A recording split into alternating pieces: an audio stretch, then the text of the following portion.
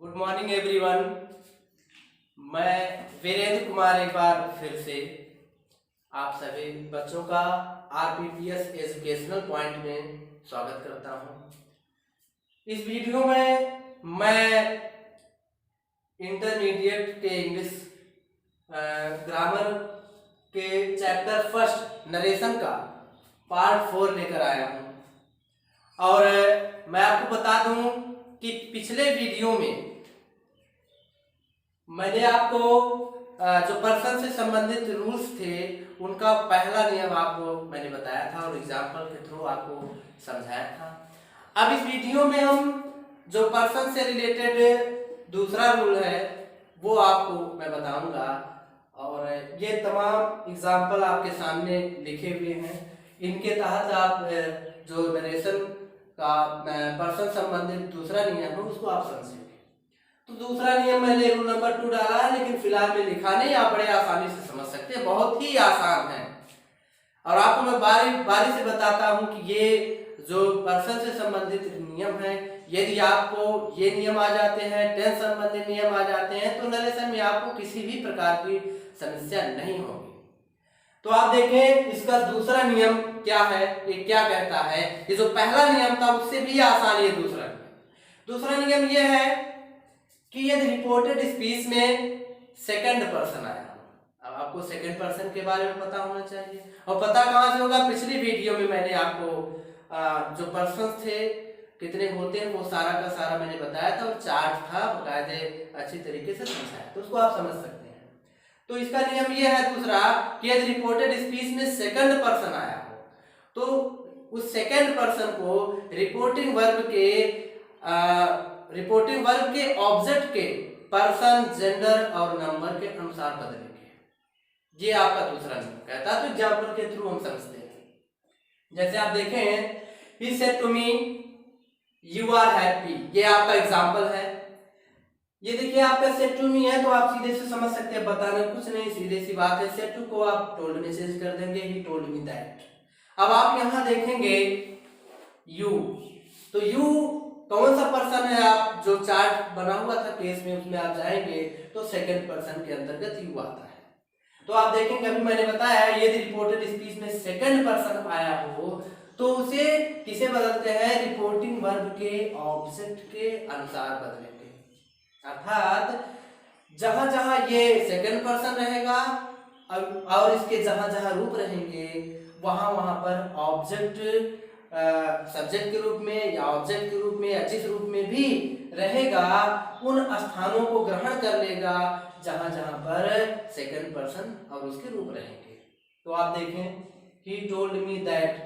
अब आप यहां देखिए यू सेकंड पर्सन किसके अनुसार बदलेगा, मी के अनुसार बदलेगा। तो आप ये ना सोचिएगा कि मैंने पहले बताया था कि जहां जहां ये वही रख देंगे, ये ना सोचिए कि मी सीधे उठा के रख दे, ऐसा कुछ नहीं। अब आप देखेंगे कि ये यू जो है ये किस केस में है, ये नॉमिनेटिव केस है कि ऑब्जेक्टिव केस है कि पॉजिटिव केस है।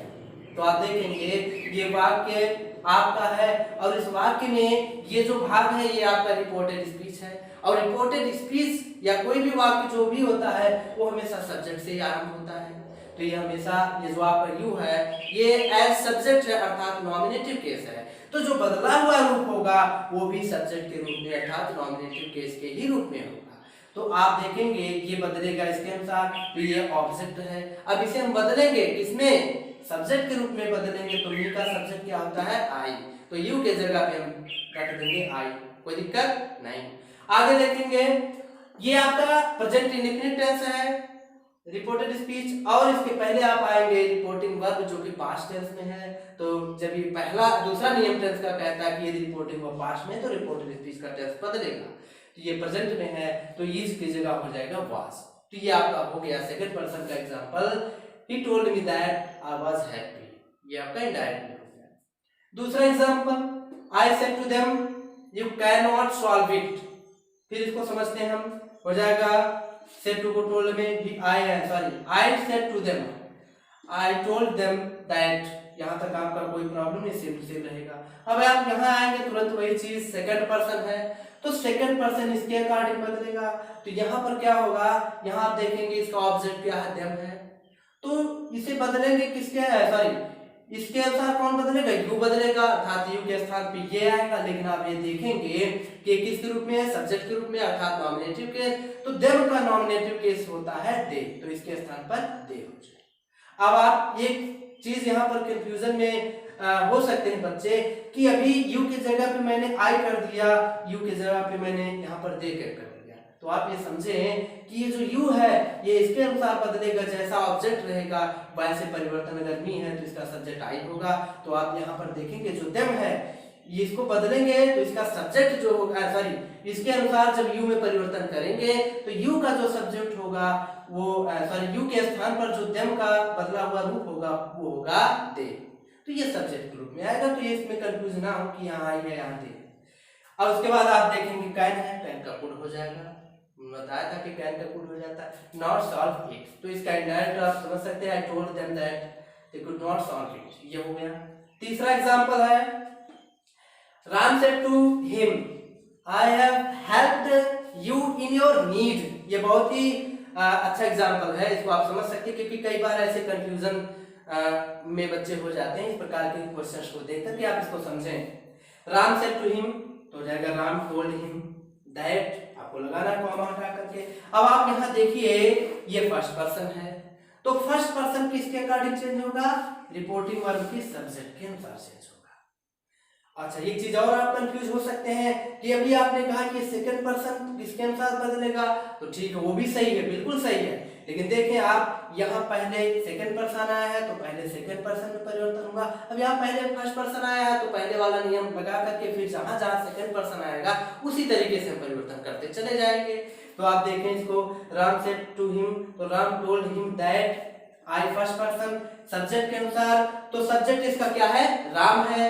अब आप देखेंगे यहाँ पर ये नाउन है, मैंने बताया था बार बार नाउन का प्रयोग नहीं करते। आप सोचेंगे कि जो चीज यहाँ पर है वही चीज यहाँ पर, अर्थात सीधे हम राम को उठा करके यहाँ रख देंगे, जो कि मैंने बताया था। लेकिन आपको इसीलिए प्रोनाउन पढ़ाया जा रहा था ताकि आपको कोई दिक्कत ना हो।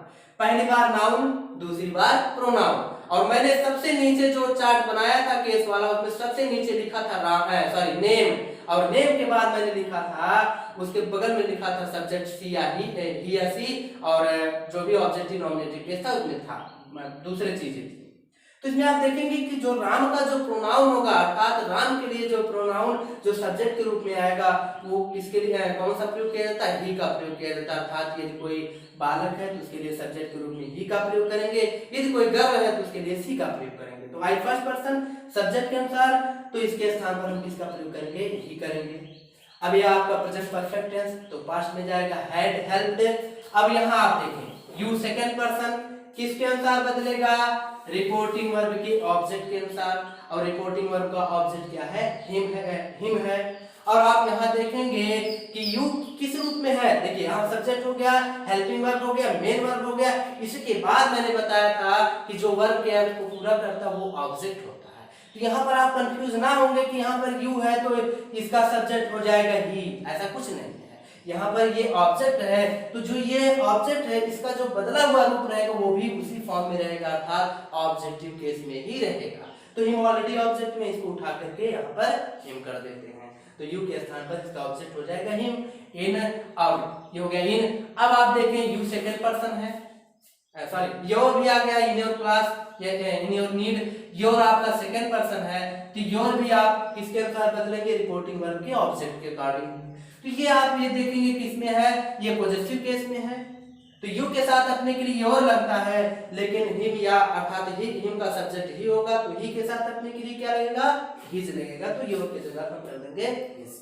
तो इसका हो जाएगा Ram told him that he had helped him in his need.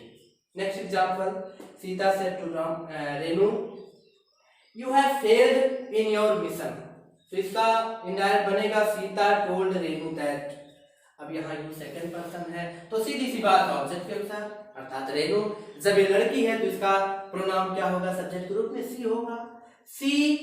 अब ये प्रेजेंट परफेक्ट टेंस है तो जाएगा पास्ट परफेक्ट टेंस में, तो हो जाएगा had failed third form already है इन। अब यहाँ आप देखेंगे सेकंड पर्सन है तो सेकंड पर्सन फिर ऑब्जेक्ट के अनुसार बदलेगा, तो ये गर्ल है तो गर्ल अर्थात इसका सब्जेक्ट सी है, तो सी के साथ अपने के लिए हम किसका प्रयोग करते हैं, हर का प्रयोग करते हैं। तो इसका इनडायरेक्ट हो जाएगा Sita told Renu that she had failed in her mission.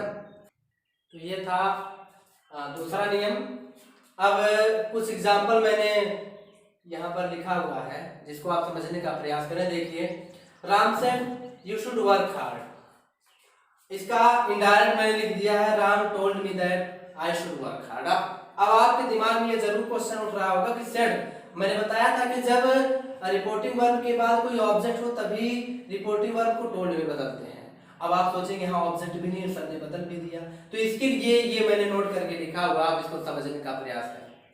देखिए, ये आपका सेकंड पर्सन है और आप जानते हैं कि यदि रिपोर्टेड स्पीच में सेकंड पर्सन आया हो तो उसे रिपोर्टिंग वर्ब के ऑब्जेक्ट के अनुसार बदलेंगे। तो ये सेकंड पर्सन है और बदलेंगे ऑब्जेक्ट के अनुसार। तो आप यहाँ देखेंगे ऑब्जेक्ट है ही नहीं, तो मामला गड़बड़ हो जाएगा, या तो आप दैट लगा के जोड़ दें जो कि कोई नियम है ही नहीं। तो ऐसी कंडीशन में हम क्या करते हैं, ये मैंने नोट लिखा है, ऐसी कंडीशन में यदि रिपोर्टेड स्पीच में सेकंड पर्सन आया हो परंतु reported speech sorry reporting verb में ऑब्जेक्ट ना दिया हो, तो ऐसी कंडीशन में हम करते हैं किसी थर्ड पर्सन, कोई थर्ड पर्सन में आपने जो भी है कोई भी, और थर्ड पर्सन एक चीज आप ध्यान दीजिएगा कि किसी का नाम ये भी हमेशा थर्ड पर्सन में आता है, अर्थात किसी का नाम भी आप ले सकते हैं, अथवा आई, मतलब चाहे थर्ड पर्सन को चाहे आई को ऑब्जेक्ट बना करके और उसी के अकॉर्डिंग सेकंड पर्सन में परिवर्तन करेंगे। तो देखिए,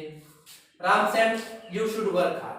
अब मैंने यहाँ पर मान लिया मी, ऑब्जेक्ट मैंने मान लिया सपोज दैट, अपने दिमाग में आप सोच सकते हैं कि राम सेड टू मी, ये हो। जब आपने टू मी मान लिया तो इसके अकॉर्डिंग आप देखेंगे सेड टू हो गया, तो सेड टू को सीधी सी बात हम चेंज कर देंगे टोल्ड में, राम टोल्ड, ऑब्जेक्ट भी लिख देंगे। अब इसी के अकॉर्डिंग परिवर्तन करेंगे, सेकंड पर्सन इसके अनुसार इसी के अनुसार परिवर्तन करेंगे, तो मी का सब्जेक्ट हो जाएगा आई, कंजंक्शन लगा करके राम टोल्ड मी दैट, इसका सब्जेक्ट क्या हो जाएगा, मी का आई हो जाएगा। और आप यहाँ देखेंगे शुड है, शुड में तो कोई परिवर्तन होता नहीं, शुड वर्क हार्ड। इसके बाद दूसरा example, I said you are a laborious girl, वही चीज इसमें भी है, जब सेकंड पर्सन ऑब्जेक्ट है नहीं तो हम अपनी तरफ से मानेंगे किसी थर्ड पर्सन को या आई को, तो हो जाएगा मैंने यहाँ पर ऑब्जेक्ट माना है हर, और यहाँ पर मैंने लिखा है सही और यहाँ पर मैंने कट मार्क का बनाया हुआ है, तो आप इसको ध्यान दें ऐसा क्यों लिखा गया है। अब देखिए, जब कुछ चीजें वाक्य के भाव के अकॉर्डिंग स्पष्ट हो जाती है कि ऑब्जेक्ट क्या बनेगा, जैसे आप यहाँ देखेंगे you are a laborious girl, तुम एक परिश्रमी लड़की हो, ये मैंने एग्जांपल में लिखा, तो जब गर्ल है तो सीधी सी बात ऑब्जेक्ट हर ही बनेगा, हिम या मतलब कोई मेल ऑब्जेक्ट बनने का कोई मतलब ही नहीं बनता, तो इसलिए हिम आप नहीं लगाएंगे, बल्कि आप हमेशा किसका प्रयोग करेंगे, हर का प्रयोग करेंगे। यदि वाक्य में गर्ल का प्रयोग मतलब फीमेल हो तो वाक्य के भाव के अनुसार आप इसको कन्वर्ट कर सकते हैं। तो मैंने ऑब्जेक्ट मान लिया हर को, तो आई सेड टू हर, तो सेड टू को हो जाएगा told, I told her that, अब यू सेकंड पर्सन है, इसके अकॉर्डिंग हो जाएगा सब्जेक्ट इसका हर का क्या होगा, शी हो जाएगा, she was a laborious girl. तीसरा एग्जांपल है, he said I have stolen your book. अब आप इसको देखें, इसमें ऑब्जेक्ट मैंने मी मान लिया है तो सेड टू मी हो जाएगा, तो हो जाएगा he told me, said to को चेंज कर देंगे मी हो जाएगा, ही टोल्ड मी दैट। अब आप यहाँ देखेंगे आई फर्स्ट पर्सन है तो किसके अनुसार बदलेगा, ही के अनुसार बदलेगा, तो सब्जेक्ट इसका ये हो जाएगा। सारी चीजें मिक्स करके मैं first person second person third second person सारा चीज इसमें बता दे रहा हूँ, तो आई की जगह पे इसका सब्जेक्ट ही हो जाएगा, और यहाँ ये प्रेजेंट परफेक्ट पास्ट में ही हैड स्टोलन। अब आप यहाँ देखेंगे और सेकंड पर्सन, तो सेकंड पर्सन किसके अनुसार, ऑब्जेक्ट के अनुसार, तो मी का ऑब्जेक्ट क्या हो जाएगा, मी का पोजेसिव केस क्या होगा, माई हो जाएगा, तो इसका इनडायरेक्ट हो जाएगा he told me that he had stolen my book. इसके बाद हम आते हैं थर्ड रूल पे, और तीसरा नियम आपका कहता है, मैंने लिखा है third person no change. Third person में जो भी चीजें होंगी आप उसको समझेंगे। ये अगर रिपोर्टेड स्पीच में ये कहता नियम कि यदि रिपोर्टेड स्पीच में थर्ड पर्सन आता है तो थर्ड पर्सन में हम किसी प्रकार का कोई परिवर्तन नहीं करते हैं। आप एग्जाम्पल के थ्रू समझ सकते हैं। Suresh said he is a clerk, तो इसका हो जाएगा Suresh said that he was at work. मतलब प्रोनाउन में परिवर्तन नहीं, ये ना सोचिएगा कि टेंस में भी परिवर्तन नहीं करेंगे, ऐसा नहीं। तो इसको हम दैट लगा करके और टेंस में जो भी परिवर्तन होगा उसको करके इसको वाज करके हम चेंज कर देंगे। अगला example, I said she is not a good player, तो हो जाएगा I said that she was not a good player. इसके बाद हम चलते हैं थर्ड पर्सन का एक नोट है जो बहुत ही इंपॉर्टेंट है, उसके बारे में हम बताएंगे। देखिए कभी कभी ऐसा होता है कि रिपोर्टिंग वर्ब का सब्जेक्ट और रिपोर्टिंग वर्ब का ऑब्जेक्ट दोनों ही थर्ड पर्सन में आते हैं। जब रिपोर्टिंग वर्ब का सब्जेक्ट और ऑब्जेक्ट दोनों ही थर्ड पर्सन में आए तो ऐसी कंडीशन में जो रिपोर्टेड स्पीच होता है, या यूं कह सकते हैं डायरेक्ट में परिवर्तन करते समय रिपोर्टेड स्पीच का जो पर्सन होते हैं उनमें परिवर्तन करते समय कोष्ठक के सामने उन व्यक्तियों के उनके सामने कोष्ठक के सामने उन व्यक्तियों का नाम लिख देते हैं जिससे किसी प्रकार का कंफ्यूजन ना हो, क्योंकि अगर आप लिखेंगे नहीं तो कंफ्यूज हो जाएंगे। जैसे आपने देखा, ये एग्जांपल देखिए, Nirmala said to Meera I shall always help you. तो ये एग्जांपल है, इसको हम समझते हैं। पहले ये गलती आप क्या कर सकते हैं ये मैं बताता हूँ आपको। निर्मला, अब आप देखेंगे कि निर्मला और मीरा, मैंने बताया नाम हमेशा थर्ड पर्सन होता है, तो निर्मला भी थर्ड पर्सन, मीरा भी थर्ड पर्सन। तो आप लिखेंगे निर्मला टोल्ड मीरा दैट, अभी हमने मान लिया ये ब्रैकेट में लिखा है निर्मला, लेकिन सपोज ये नहीं है, और इधर मैंने लिखा है हर ब्रैकेट में मीरा होना चाहिए, लेकिन ये मैंने नहीं लिखा है, आप इसको समझे। तो इसका अर्थ होगा, आप देखेंगे Nirmala told Meera that, I first person subject के अनुसार अर्थात शी हो जाएगा, शी वुड, क्योंकि आप एक चीज यहाँ पर ये भी ध्यान देने की जरूरत है, मैंने बताया था विल का वुड शैल का शुड हो जाएगा, तो शैल का शुड होना चाहिए। लेकिन आप टेंस में जाएंगे तो आप ये भी जानते हैं आई के साथ शैल का प्रयोग करते तो शैल का शुड होगा, बाकी जितने भी आपके सब्जेक्ट्स होते हैं उनके साथ वुड का प्रयोग या विल का प्रयोग करते हैं। तो ये शी है, शी के साथ विल, तो विल का क्या हो जाएगा, वुड हो जाएगा। तो इस चीज में आप कंफ्यूजन में मत पड़िएगा। तो she would always help you second person, object के अनुसार मीरा के अनुसार हर हो जाएगा। तो आप इसका अर्थ निकालेंगे। मीरा ने निर्मला से कहा कि वह हमेशा उसकी सहायता करेगी। अब आप इसमें देखेंगे तो इसका अर्थ थोड़ा सा स्पष्ट कम हो रहा है कि मीरा ने निर्मला से क्या कहा कि वह उसकी सहायता करेगी, मतलब कौन किसकी सहायता करेगी ये चीज क्लियर नहीं हो पा रही है। इसलिए जब दोनों ही थर्ड पर्सन आए तो परिवर्तन करते समय जितने जो भी व्यक्ति हों कोष्ठक में उनके सामने उनका नाम लिख देते हैं। तो जैसे फर्स्ट पर्सन अर्थात इसके अनुसार बदला है तो इसके ये जो भी परिवर्तन होगा इसके सामने इनका नाम, तो निर्मला,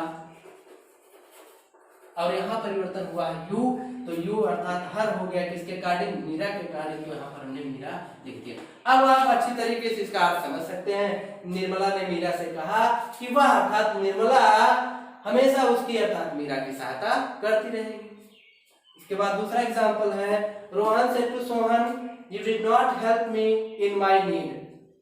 ये भी एग्जाम्पल आप समझे, हो जाएगा Rohan told Sohan that he, नाम नहीं है अगर तो आप समझे ये नहीं है, उसने नाम नहीं लिखा, he had not helped him, नाम नहीं लिखा है, इन हिज नीड, नाम नहीं लिखा। तो इसका अर्थ आप निकालेंगे तो हो जाएगा रोहन ने सोहन से कहा कि उसने उसकी, he did not help him in his need, कि उसने उसकी सहायता में, उसकी आवश्यकता में सहायता नहीं किया। तो ये समस्या हो जाएगी, किसने किसकी आवश्यकता में सहायता नहीं किया, ये कंफ्यूजन पैदा हो जाएगा। इसलिए आप सीधे इनके सामने इनका नाम लिखेंगे, यू सेकंड पर्सन किसके अनुसार, इसके अनुसार बदला है, तो ये इसके जवाब क्या हुआ है, ही हुआ, तो यहाँ पर इसका नाम लिखेंगे सोहन। इसके बाद आप यहाँ आएंगे, ये आपका मी फर्स्ट पर्सन है, ये सब्जेक्ट के अनुसार रोहन के अकॉर्डिंग चेंज हुआ है, तो यहाँ पर इसका ऑब्जेक्टिव केस क्या हो जाएगा, हिम, ब्रैकेट में इसका नाम रोहन हो जाएगा। फिर यहाँ पर आप देखेंगे माई है फर्स्ट पर्सन, ये भी सब्जेक्ट के अनुसार बदलेगा। तो आई के साथ माई है तो ही के साथ रखने के लिए क्या रहेगा, ही, यहाँ भी इसका नाम लिख देंगे। अब जब इसका अर्थ आप हिंदी में निकालेंगे तो स्पष्ट हो जाएगा कि रोहन ने सोहन से कहा कि उसने अर्थात सोहन ने उसकी अर्थात रोहन की आवश्यकता में कभी रोहन की सहायता नहीं किया।